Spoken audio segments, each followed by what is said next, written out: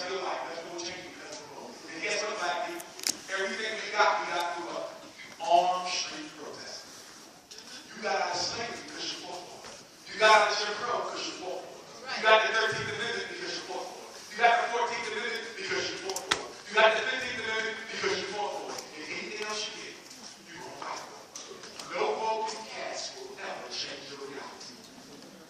Politics is a game you play on the powerless, making them think they will have to shed blood to get free.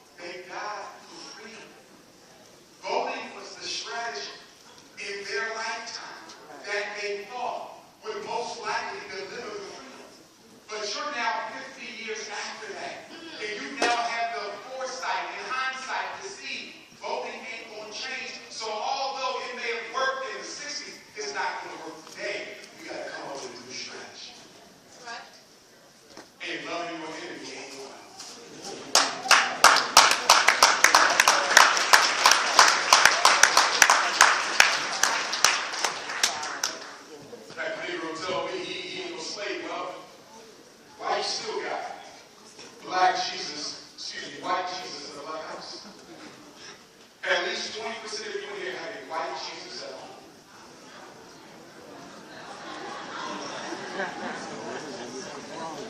The reason you cannot raise black children with a white Jesus is because black children will automatically generalize black Jesus, white Jesus to all white people. If God is white and God is all powerful, that's why the police are white. That's why the judges are white. That's why the president is white. That's why people who own the money is white. That's why the banks are white. Because if God is white, all white men must be white. In other words, public school didn't teach your child to worship white people. They didn't learn that in a white public school. They learned it in a black Sunday school.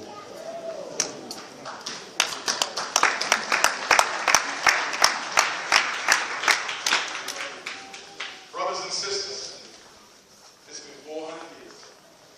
This August the 21st, we begin our 5th century in America. And we got to turn the corner and change the page. Let's look at these past 4 centuries. The 17th century, when we first got here, as an enslaved party, was a century of trauma and shock. We tried to make sense of the world we were in.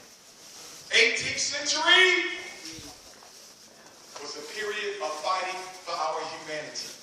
Some of you forget. Before we could fight to be free, we had to fight to be people. Did you forget that? Before we could fight to be free, we had to fight to be people because the white man said that we were animals. We had to fight to prove we were people, and that's why some of us still act like animals. The 19th century was what? Our greatest century. That was a century of struggle.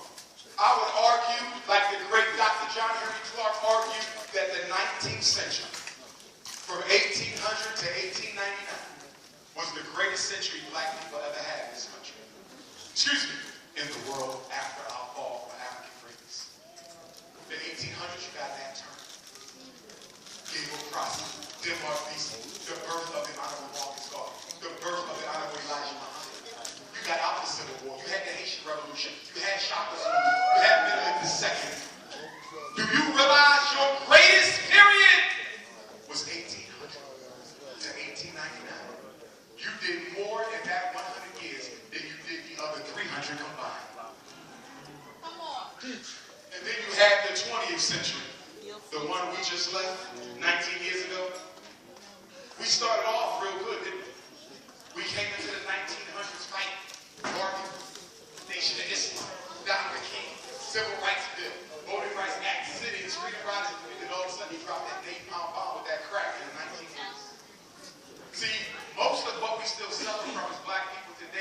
direct result of the side effects of the crack epidemic. Why we got so many teenage black mothers? Fathers was in jail for selling it or out of the house for using it. The welfare state grew up in response to the crack epidemic. When they started locking up black men, they said, what can we do to make sure these black women don't fight for their men? What can we do to make sure black women don't fight for their men? We're going to give them housing. We're going to give them health care. We're going to give them food stamps. We're going to give them Section 8. We're going to give them aid to families with dependent children. Black women, I'm not knocking nobody. You're not wrong for getting it, black women. I want to be clear. You're taking care of your children. I'm simply saying that the white man introducing the welfare state wasn't because they cared about you. It was to make sure once the black man got out of jail, you would no longer need him. You would consider him irrelevant.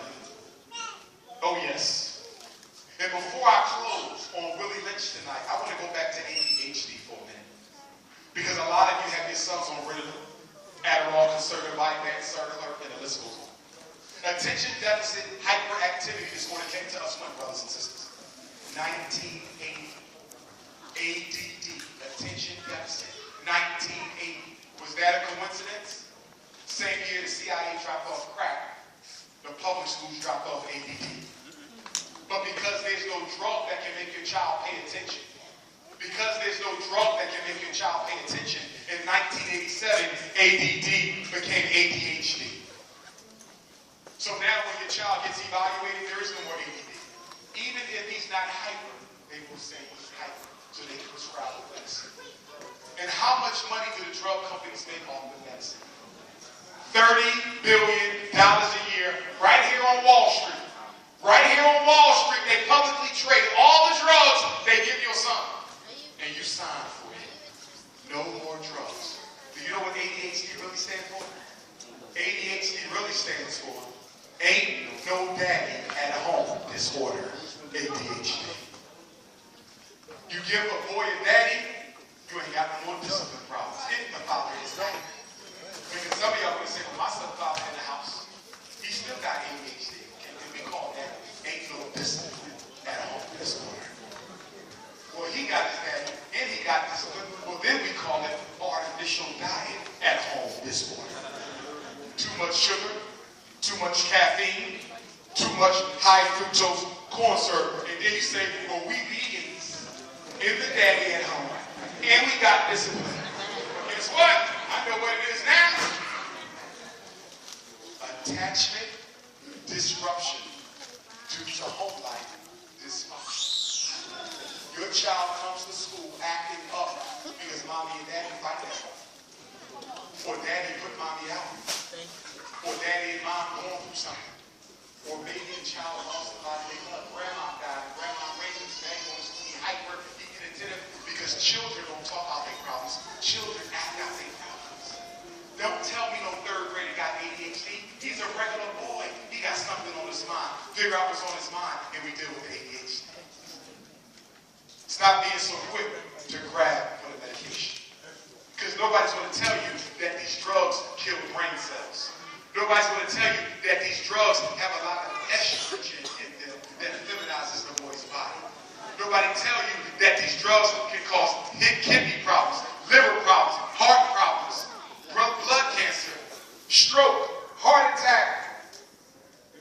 It can also affect his son's growth and his brain growth, early balding as well.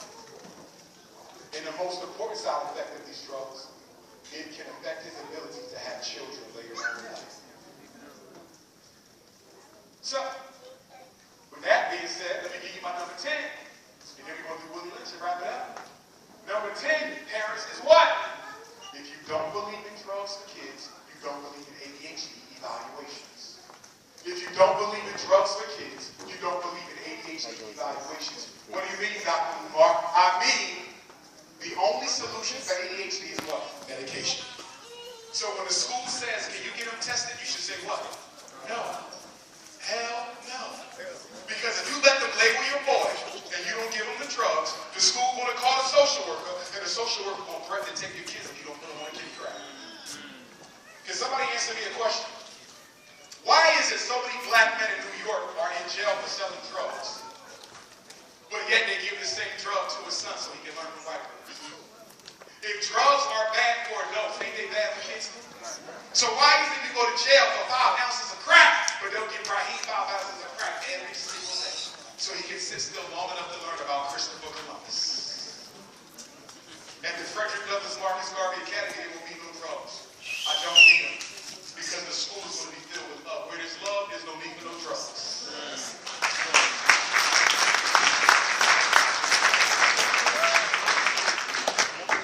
Somebody asked me, they said, what you want to do about all the kids who got learning problems and behavior problems?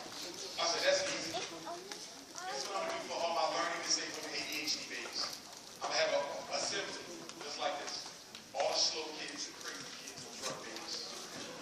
And I'm going to say, do y'all know all y'all here? I'm going to say, y'all here because all y'all, your parents think you slow. And you need special help.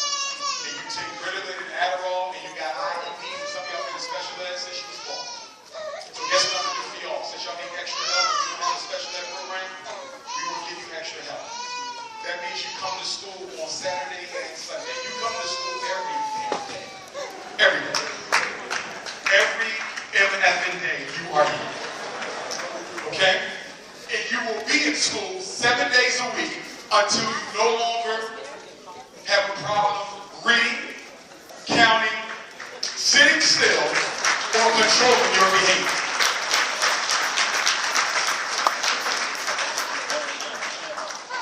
How much y'all want to bet after that assembly?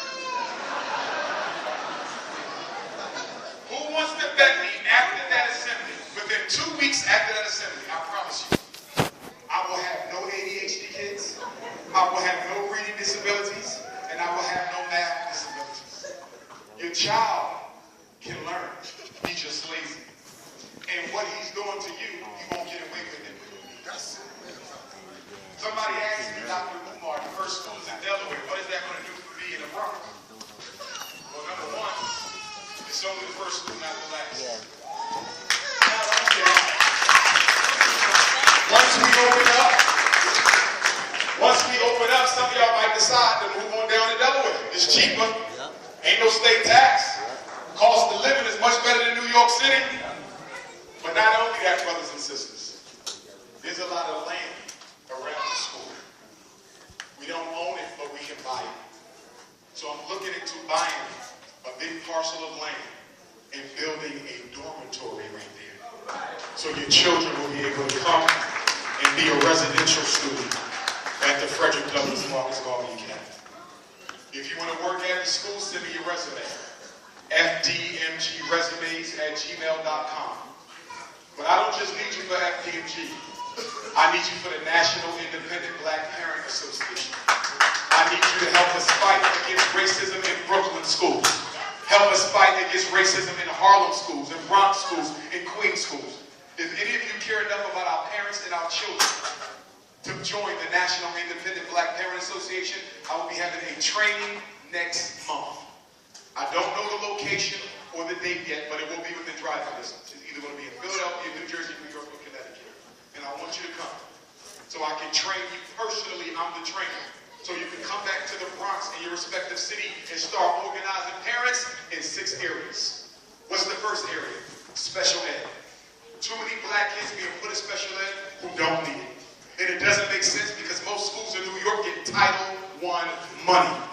Title I money is for reading and math. If you get the extra money to make sure the black kids know how to read, what the hell they doing in special ed in the first place?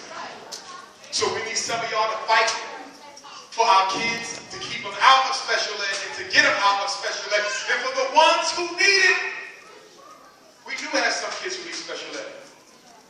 And they're not getting a good service. And we need to make sure they get a good service. So that's the special ed committee. And then there will be a school discipline committee. How many black kids were suspended out of Bronx schools last year?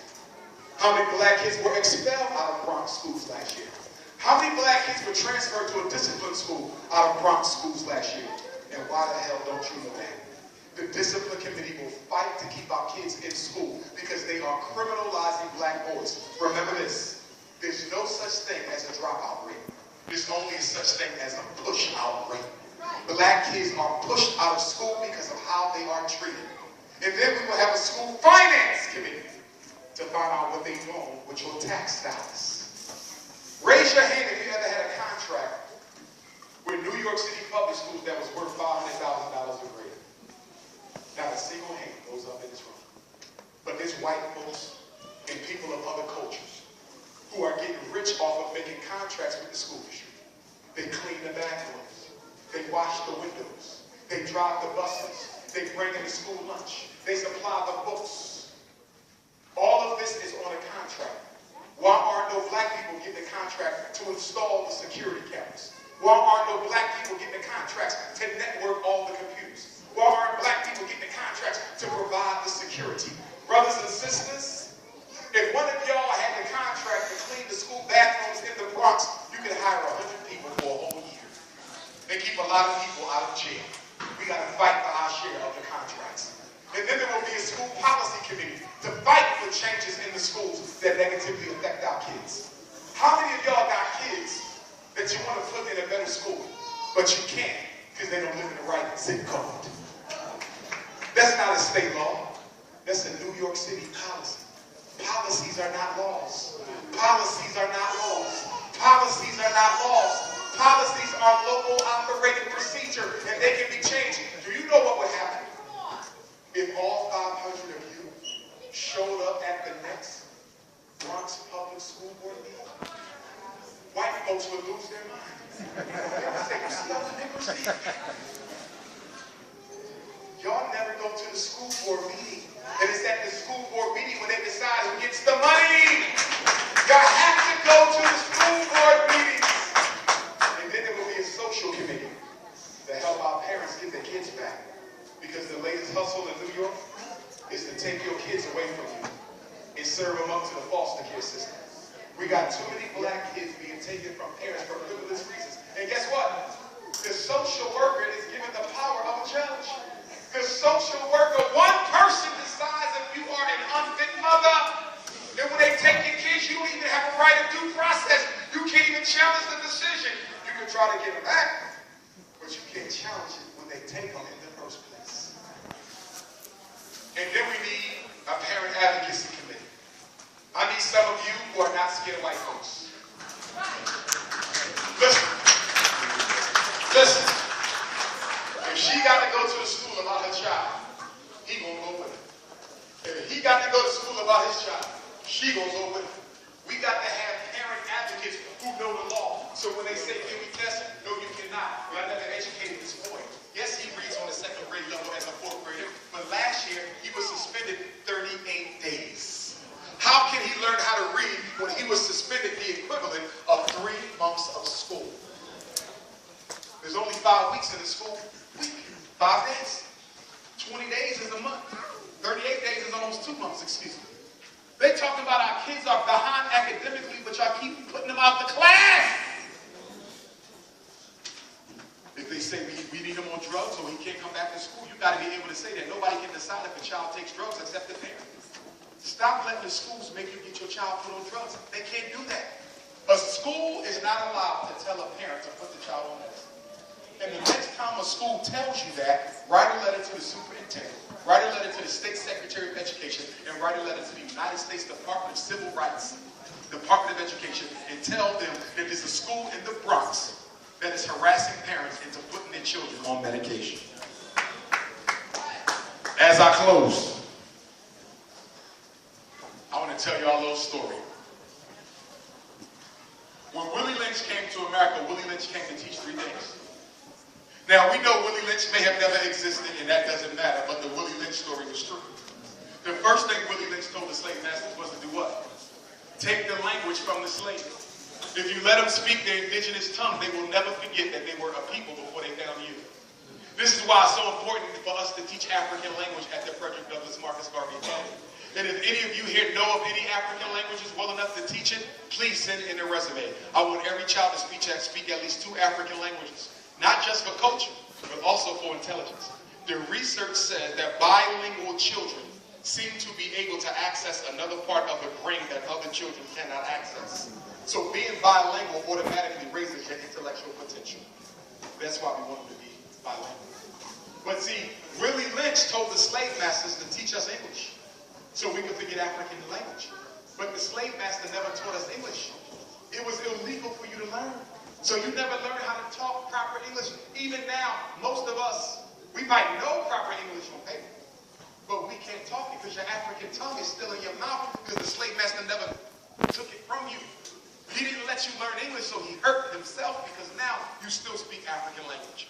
Everybody in here speaks African language. You don't speak English. You use English words. You use English words, but you speak an African language. Your syntax, your sentence structure, your morphology, your phonology is totally African.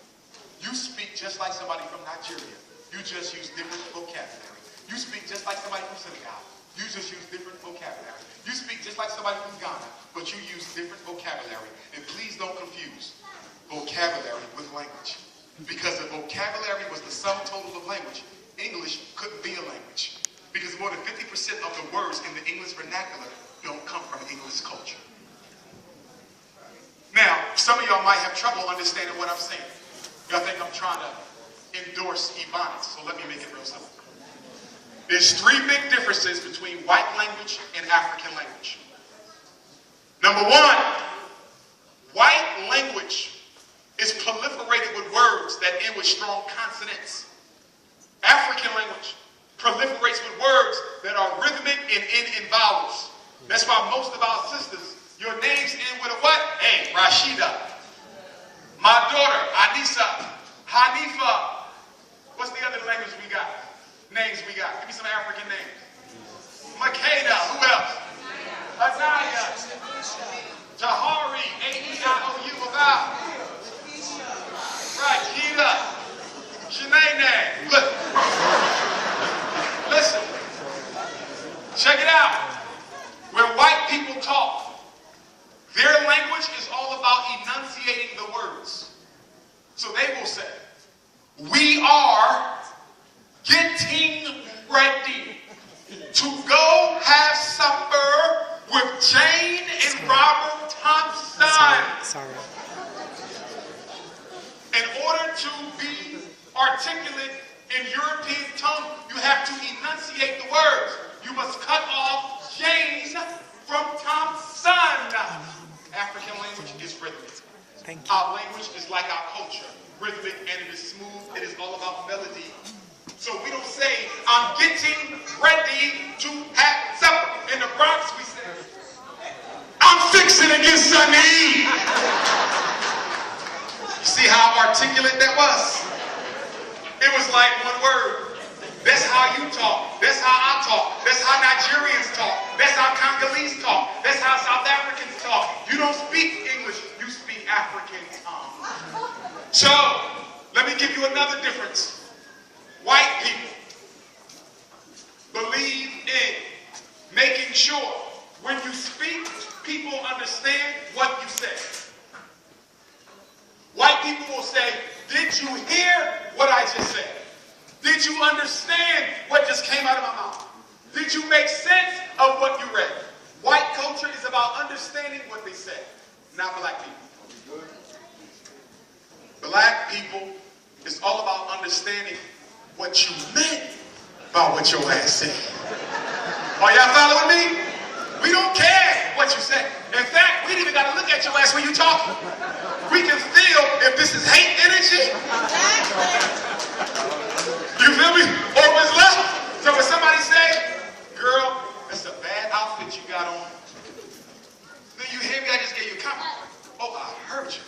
But let me tell you what your ass meant. You meant to say, you don't know why I came out the house with this on. Y'all see that? See, for white people, it's about whether you understand us. Black people, we don't deal in understanding. For black people, we don't care whether you understood us.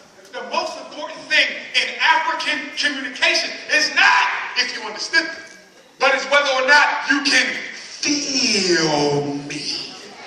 Are y'all following me? When you really talking to somebody, you really emotional, do you say, did you understand? No. You say, do you feel me? Do you feel my spirit? Because for African people, it's not about the communication, it's about the vibration. We are vibration. This is part of the reason why we are so mentally unhealthy in a white culture based on lies and deception. Because you'll go to court and you know the judge lying. You know the prosecutor lying. You know the public pretender lying. Everybody lying. And they're telling you the reason you got convicted is because the preponderance of the evidence suggests that you did this crime. You say, that's not it. The reason I got convicted because I'm black. And they're going to say, well, how do you know that? Because I can feel you crackers' energy. Black woman, y'all know what I'm talking about. It's like when you meet a brother and he kicking games and you like the game is good. He's smooth. But I can feel his ass just wants some cookies. Y'all see that? We on another level. We don't deal in what you say. We dealt in what we felt. Stop giving up your Africanisms for white folks. We are not them and they are not us. We are 100% human. We are 100% human. We are 100% human. There is no Neanderthal in you except for the fact that some of you are injecting your divine power into your oppressor's survival. I don't believe we all came from the same ancestor. White folks came from a different ancestor. But the reason it looks like we came from the same ancestor is because we had some ancestors who cohabitated with white folks and produced. We have to stay amongst ourselves. Even the Bible says, you don't mix your seed outside of that house. Your DNA is too divine to be shared. Your melanin is more valuable than gold, platinum, and diamonds put together. Stop giving it away so cheaply. The second thing Willie Lynch said is what? You got to introduce petty differences into black people. Put the light-skinned blacks against the dark-skinned blacks. Put the Bronx against Harlem. Put Queens against Brooklyn. Put Long Island against Staten Island. Put the Muslims against the Christians. Put those Africans from Puerto Rico, Cuba, and the Dominican Republic who speak Spanish against the ones who speak English. Put the ones who speak Portuguese against the ones who speak the Queen's English. Isn't it ironic that Cuba, my great-grandfather's land, was the most thoroughly organized Marcus Garvey island in the world? You go to Cuba today, and I was there last year when I got initiated into E5.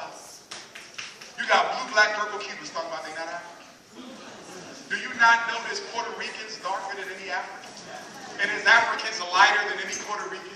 The only difference between the Puerto Rican and the African American is they dropped our ancestors off in those islands and taught them Spanish and brought yours here and taught you English. We are the same people.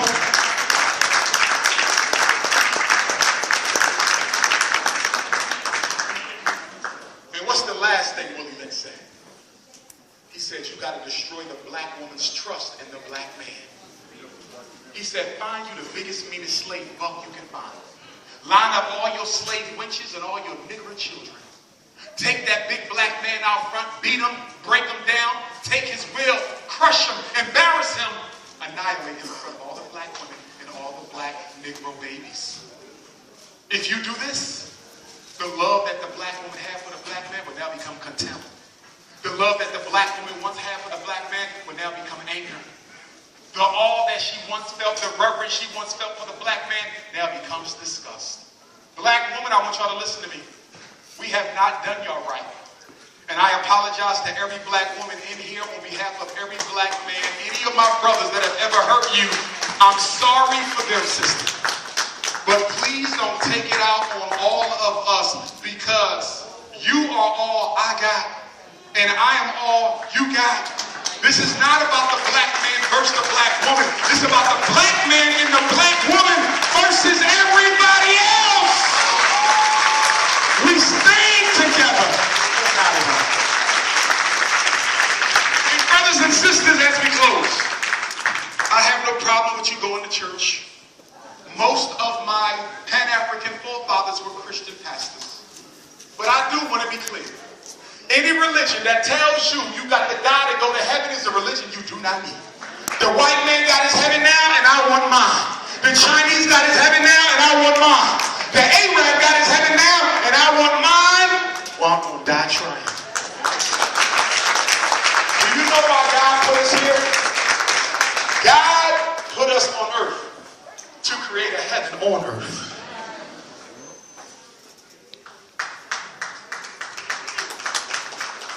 You were put here to make a heaven. But because you forgot who you were, you allowed your understudies, the Neanderthals, to come and take everything from you. And you crying to God to give it back, but God didn't take it from you. You allowed them. So Jesus ain't coming to get the white man off your back. You're going to have to do that yourself. I want to close with a story. Take questions.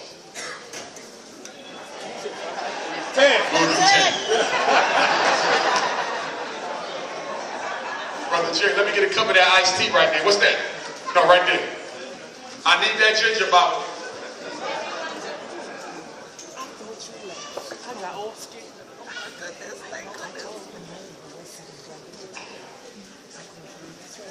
I like Bronx water. Bronx River Punch. Listen, I want y'all to hear this story really well as I close, because this is important. At the Frederick Douglass Marcus Garvey Academy, we'll teach your sons this.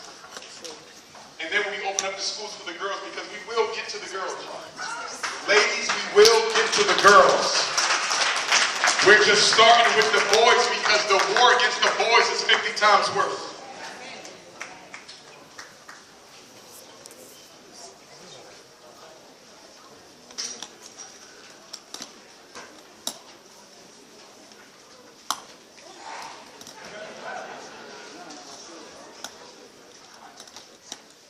Once upon a time, God created a group of people called sun people. They lived under the sun. They lived in a perpetual heaven on earth. Nobody stole because it was enough to go around. Nobody put their parents in old folks' homes because we valued the elders too much. Nobody had to be hungry because the food grew on the trees. And if there was not enough food on the trees, neighbors would simply make sure that everybody ate. It was all for one and one for all. The sun was considered the greatest symbol of God, because just as nothing can exist without God, nothing can live without the sun. The sun people didn't worship the sun. They simply honored God by acknowledging the sun. They had trees for oxygen and fruit. They had fish so that they could eat. They had all the animals for all the barbecue and chicken wings they wanted. They had all the fur for all the designer clothes that they wanted. Nobody had doors on their houses because nobody stole. There was no prison because nobody broke the law. Because criminals are not born. They're made by societies that don't look out for everybody. These sun people live in heaven. And then one day, God created ice people. These people lived in the ice. They lived under the ice that is much colder than any ice you've seen in your life. This was the European Ice Age. They had no sun. There was no trees with fruit. There was no fish in the water because it was all ice, too cold for anything to live. They didn't have goats and camels and skunks and squirrels because it was too cold. So they had to eat insects, worms, flies. The only warm drink was the blood from dead carcass. They even ate each other's flesh because it was the only thing around to eat. These ice people lived in caves. And they wasn't benevolent, compassionate, sympathetic, and loving. Those were the sun people. The ice people were conniving, strategic, manipulative, and dominating. They never understood the concept of sharing because there was never enough to be shared. And because they were so traumatized by the ice people, whenever they got something, they wanted it all. They just didn't want some diamonds, enough of them. They wanted all the diamonds. They didn't want some fruit, just enough of them. They needed all the fruit. They didn't want some animals just for them. They wanted all the animals. And why do they always need to control every single thing? Because the ice traumatized them so much that they're so afraid that they'll go back to those days. And the only way they can feel comfortable is to control absolutely everything. And guess what? Because the ice did not bless the Iceman, he learned to disrespect Mother Nature. The sun people love Mother Nature. They honor Mother Nature. They praise Mother Nature. They respect the divinity of water, the divinity of soil, the divinity of plants, the divinity of animals, the divinity of the rain, the divinity of thunder. That's the sun people. We live in harmony with nature. Ice people can't stand nature. They don't want to live in harmony with nature. They want to dominate it. If it's winter, they want to turn it into summer. If it's spring, they want to turn it into fall. If there's regular crops for the food to grow, they won't let the regular crops grow. They'll come up with their own crops and call it GMO. We already got animals. They don't want those animals. They want to crossbreed the monkey with the giraffe. They want to crossbreed the house dog with the rat. They want to crossbreed this with that. One day the ice people came out of the land of the ice and they came down into the land of the sun. And they walked in and said, can you believe this? While we were up the ice struggling, look at these people. They got bling bling on, barbecue wings, jerk chicken, diamonds. And when our grandmothers saw the ice women, we did not mistreat them, which may have been a mistake. We took them in. And when the black woman saw the white woman, she said, come here, cave woman. First, what we gonna do, we gonna civilize your ass. We gonna give you a nice hot ass bath and rub some shea butter on them ashy ass ankles. And then I'm gonna get some shavers and we're gonna shave that nasty, hairy back of yours. And you told her how to make clothes. And you told her what the brown was. And you told her what to do at certain times of the month. And then a black man took the white man and told him how to hunt, how to be a father, how to run his family, how to cook, how to clean. And while we was helping the ice people become civilized, the ice people was plotting to take our civilization. And they took it. And they still got it. And they're going to keep it until you decide to take it back. The white man is here to stay unless you do something about it. And don't tell me we cannot get out of this situation, because I remember once upon a time there was a place called Britain that was considered the most backward nation in the world. They were dominated by the Germans. But yet that same Britain ended up dominating 80% of the world, and it's the greatest superpower today. I remember one time there was a place called the 13 Colonies that became the United States of America that was the laughing stock of the world. I do know that once upon a time the Russians were laughed at. I do know once upon a time India was laughed at. I do know that everybody who runs the world now didn't run it 500 years ago. So if the white man can become great, why can't you become great a second time? See, God is waiting on you to remember you are God. God is waiting on black people to take back the earth, because we are the only people in world history that ran the planet not with guns, not with laws, but with justice and love. And you're the only people who can give justice back to this planet. With that being said, I'm going to close with a quote from my ancestor, Frederick Douglass. My family was brought to America in 1701. A black man by the name of Bailey, stolen from West Africa. He was taken to Talbot County, Maryland. He married a black woman by the name of Selah, for whom my 7-year-old daughter is named. 1745, they had Grandma Jenny. 1774, Grandma Jenny had Grandma Betsy. This is 2 years from Thomas Jefferson's Declaration of Independence. Grandma Betsy married a free black man, Grandpa Isaac. They had 12 children. One daughter was named Harriet, another daughter was named Young Betsy after the mother. These 2 sisters was raped by the slave master who owned our family. As a result of that, Aunt Harriet gave birth to the greatest black leader in American history. His name was Frederick Bailey. He ran away from slavery, changed his name. So in 1838, Frederick Bailey became Frederick Douglass. But my ancestor was born the next year, 1819. Stephen Henry Bailey, my 4-time great-grandfather. He wasn't lucky enough to run away. He stayed on the slave plantation right there. It's still there in Maryland now. Still there. Wow. He married a black woman on the same slave plantation, Grandma Caroline. Didn't learn how to read till 1909. Their firstborn son, George Washington Bailey, my 3-time great-grandfather, the nephew of Frederick Douglass. He marries Grandma Annie. Grandma Annie is the niece of Bishop Alexander Wayman of the African Methodist Episcopal Church. They had Grandma Caroline. She moved to Philadelphia. She has Grandma Vivian. She marries a Spanish-speaking Cuban immigrant, my great-grandfather Cicero. They have my Grandma Ida. She marries James Johnson. They have Jamal. He marries Barbara on the anniversary of the National War on War. Brothers and sisters, study your history. Study your ancestors. Know from whence you came. Frederick Douglass said, if there is no struggle, there is no progress. Those who profess the faith of freedom and deprecate agitation are like men who want crops without plowing up the ground. They want rain but can't stand the thunder or the lightning. They want the ocean but they're scared of the awful war of the waters. He said, for 20 years I prayed on my knees to God for freedom, but the good Lord gave me no freedom until I got up off my knees and prayed with my feet. He said, a man may not get all he works for, but you will work for all you get. He said, what sense does it make to lift a man up if he's on his knees? Because if he ain't man enough to stand, soon when you let him go, his head will smack against the curbstone. He said, until a man is ready to stand, leave his ass down until he got sense enough to get up and fight for himself. Frederick Douglass said, a people who ain't got enough sense to fight for themselves have no right to be fought for by others. Marcus Messiah Garvey said, without confidence in yourself, you are twice defeated in the race of life. With confidence, you have won even before you have started. Brothers and sisters, take out your cell phone. I want to make sure you have my phone number in case you want to go with me to Africa this summer. We're going to Africa last week of July, first week in August. I also have a trip to South Africa coming up. I also have a trip to Jamaica coming up. We're going to go to Marcus Garvey grave, Rastafari headquarters, Queen Mother Nandy's village, Bob Marley Museum. Cell number. Also, parents, if you ever need a one-on-one consultation with me, if you need a one-on-one consultation with me, if you need a one-on-one consultation with me, you can text me, you can schedule that.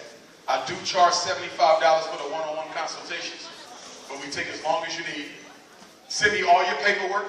I'm going to give you my fax number. I need to have the paperwork first. If you ain't got no paperwork, then what the hell am I going to do with you? I need the paper. I need to see the email. I need the letter from the principal. I need to see the IEP. The problem with black parents is y'all don't keep your paperwork together, and this is why y'all keep losing against the schools. If you got 4 kids, you got 4 notebooks. You got 2 kids, you got 2 notebooks. Everything goes in that notebook. Every report card, every interim report, every letter from the teacher, every test score. Make sure you keep the paperwork together, because a parent without paperwork is a parent who can easily be exploited. Phone number 215-989-9858. I repeat, 215-989-9858. 215-989-9858. Email address is my name, Dr. Umar Johnson at Yahoo. D-R-U-M-A-R Johnson. No periods, no spaces. Dr. Umar Johnson at yahoo.com. You have my cell, and you have my email. As part of Team Pan-African, I'm going to be organizing a Mid-Atlantic movement. The Mid-Atlantic movement will be 7 states: New York, New Jersey, Connecticut, Pennsylvania, Maryland, Delaware, and Washington, D.C. If you want to help me organize the black folks in your state, in your city, for political and economic empowerment and emancipation, make sure you get in contact with me.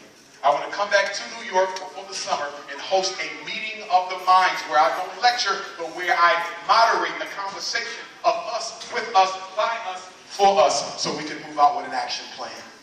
If you want to be a part of that, make sure you get in contact with me. The Frederick Douglass Marcus Garvey Academy will be the international headquarters for the Pan-African movement and the Black Liberation Front. It's a new century for a new movement. Brothers and sisters, I want to thank y'all for coming out tonight. Brooklyn, New York, Baltimore, Harlem, Jersey, Queens, Staten Island. This is what I want to do. Wait a minute before you leave, because you might be a winner tonight. Everybody? I already got these stuff. Single line, single line. Ladies, man, go right ahead. Sure. Yes, resumes. This is what you do. Right here. Give Brother Real a resume. If you brought your resume tonight, give it to Brother Real right here. We want some resumes. Team Pan-African, NIBPA, FDMG. Thank you, sister. Who's my number 2? Y'all stealing numbers already. Here's the brother right here. Right there, right there. No, you 5, black man. You 2.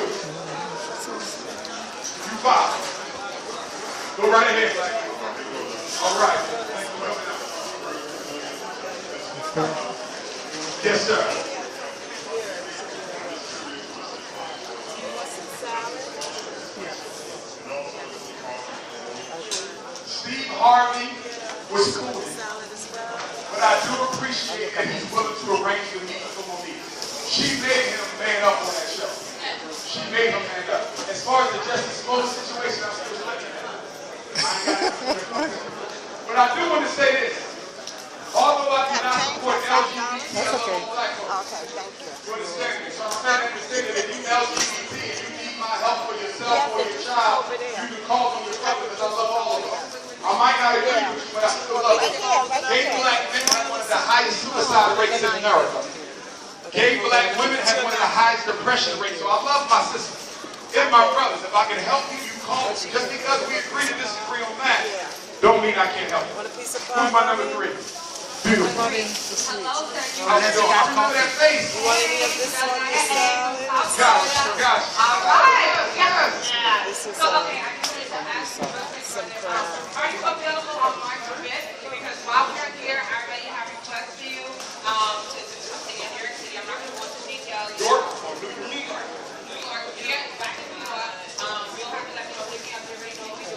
And then the South Florida is definitely on the church coast. They're probably watching now. But we're working on this, you know, what we were talking about years ago. Are you taking a trip anytime soon to South Florida? And also, you know what? That's okay.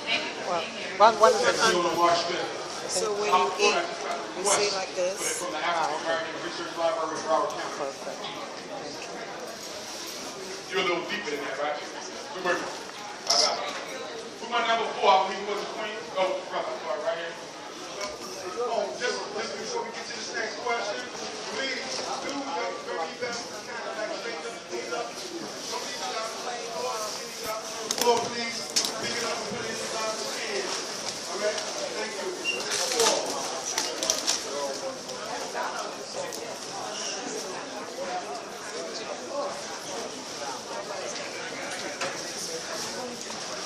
Go ahead, Larry.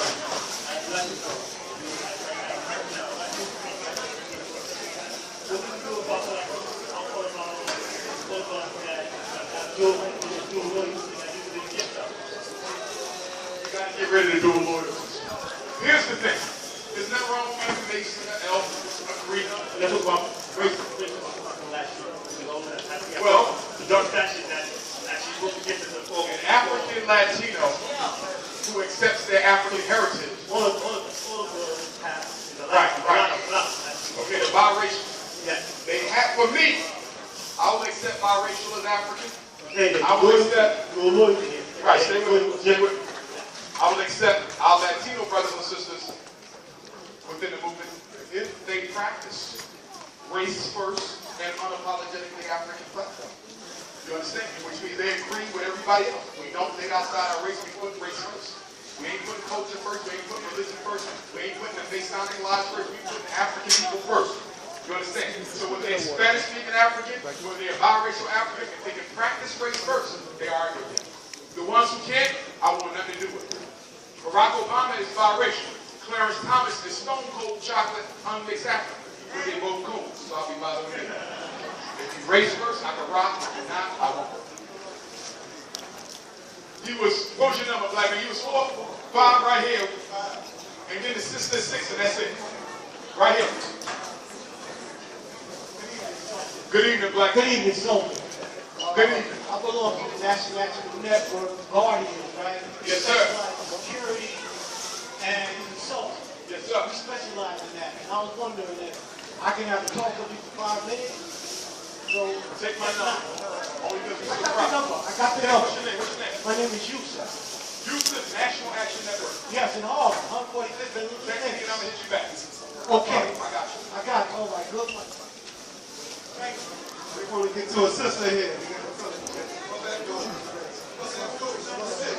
There's only one, and that's her. Unapologetically African shirt.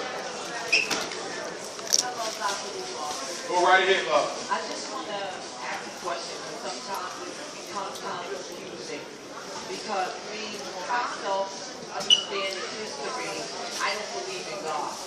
Okay. And I just want to know, when you're saying God, I mean, to be specific, because growing up with me, when I define God as someone of a European look, you know, and when I speak to people at work or in my my community, everybody that believes in God don't see God as what you would call God. So I'm just saying, if you see one specific lesson, you know what you're defining God as being.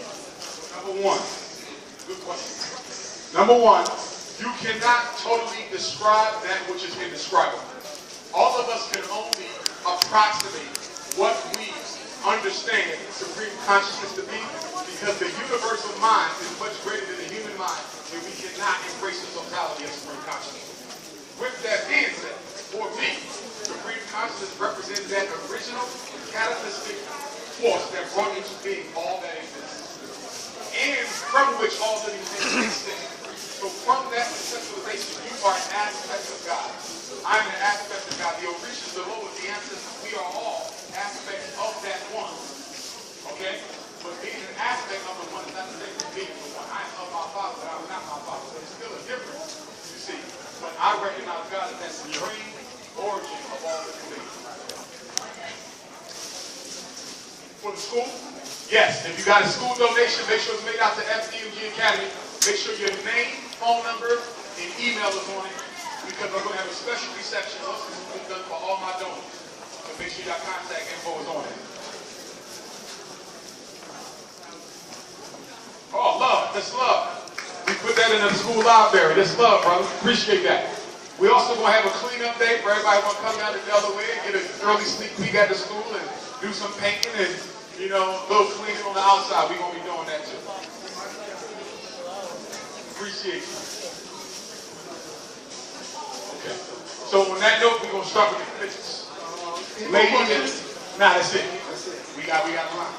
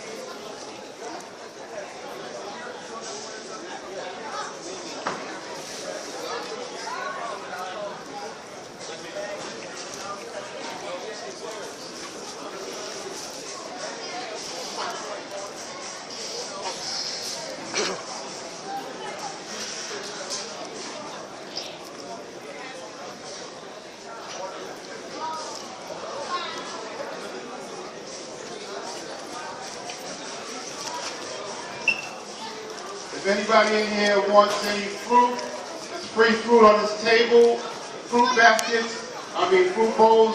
Just give me a second to get over there. I just want to let everybody know. Anybody want fruit? Free fruit on the table and the bowls. Just give me a second to get over there. Anybody wants fruit in the bowl on this table?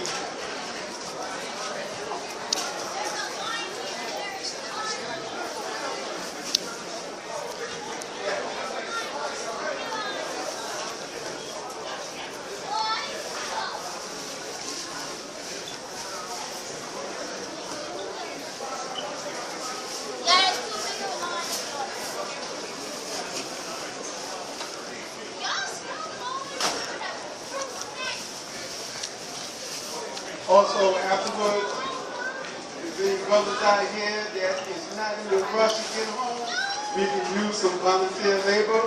Won't take long. We all come together and we can knock it out right away. That's only if you don't have to rush home right away. A little bit of manpower to take care. Thank you.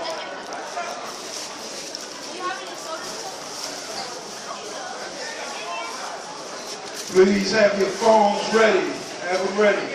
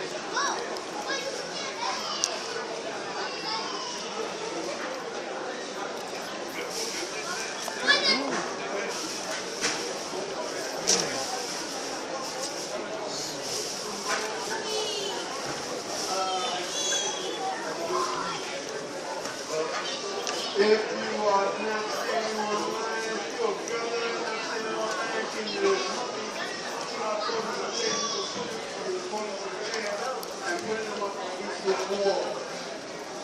Alright? We're going to start folding these seven shares and putting them against the wall so we can expedite this event.